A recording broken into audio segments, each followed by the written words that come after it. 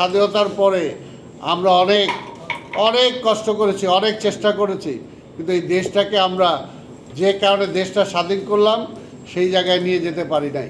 যে বিএনপির একটা গৌরবোজ্জ্বল অতীত আছে, বিএনপি গর্ব সহকারে তার অতীতটা বলতে পারে যে আমার নেতা শহীদ রাষ্ট্রপতি জিয়া রহমান একসময় স্বাধীনতার ঘোষণা দিয়েছে। আরেকটা রাজনৈতিক দল কিছুদিন আগে আমাদের কাঁধে ভর করেছিল, আজকে সেই রাজনৈতিক দলটাকে বলেন যে মুক্তিযুদ্ধের সময় তার কি ভূমিকা ছিল, সে কি গৌরবের সহকারে বলতে পারবে? সেই মুখ নাই। কারণ তাদের সেই সময় গৌরবোজ্জ্বল তো দূরের কথা, সেই সময় একটা কলঙ্কজনক একটা ভূমিকা ছিল। জোর করে বেশি দিন কেউ টিকে থাকতে পারে না। আর বাংলাদেশে তো নাই।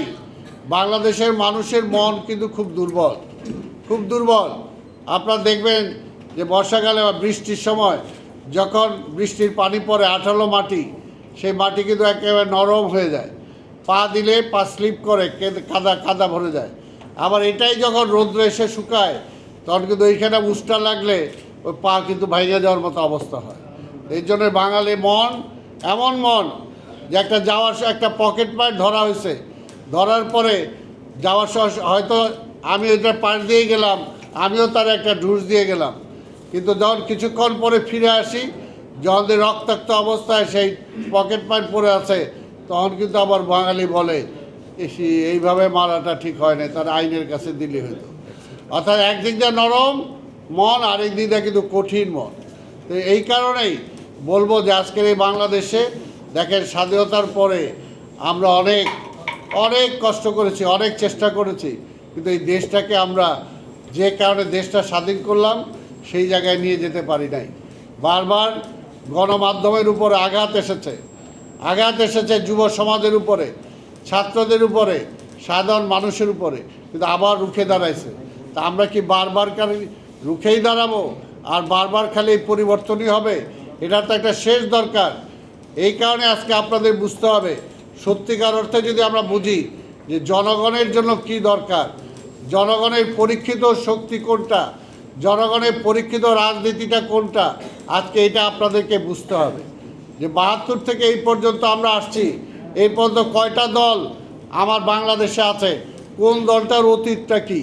কাজে সেই কারণে আমি অন্তত বলতে পারি যে আমি যেহেতু বিএনপি করি, আমি অন্তত বলতে পারি যে বিএনপির একটা গৌরবোজ্জ্বল অতীত আছে।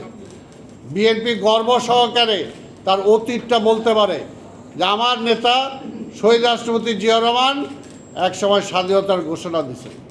এটা কিন্তু একটা বিরাট গর্বের ব্যাপার বিএনপির। পাশাপাশি আজকের আরেকটা রাজনৈতিক দল কিছুদিন আগে আমাদের কাঁধে ভর করেছিল, আজকে সেই রাজনৈতিক দলটাকে বলেন যে মুক্তিযুদ্ধের সময় তার কি ভূমিকা ছিল, সে কি গৌরবের সহকারে বলতে পারবে? সেই মুখ নাই। কারণ তাদের সেই সময় গৌরবোজ্জ্বল তো দূরের কথা, সেই সময় একটা কলঙ্কজনক একটা ভূমিকা ছিল। কাজে তাদের বলার কিন্তু মুখ নাই। তারপরে স্বাধীনতার পরে এই দেশটাকে গড়ে তোলার জন্য আমার নেতা জিয়া রহমান ৭৫ সালে ৭ই নভেম্বরের পরে যখন তার হাতে দায়িত্ব অর্পণ করা হয়, তখন কিন্তু এই দেশের ৭৫-এ জিয়া রহমান ক্ষমতা নেওয়ার আগে এই দেশটা এমন ছিল, মানুষ না খেয়ে মারা গেছে, একজনের বমি আরেকজন খাইছে, এরকম দেশের অবস্থা ছিল। মানুষের পরনে কোনো কাপড় ছিল না। মানুষের সারা পৃথিবীতে আজকে আমাদের ছবিগুলো ব্যবহার, যে কঙ্কালসার দেহ, শরীরে কোনো মাংস নাই, এমন একটা অবস্থা বাংলাদেশের চেহারা।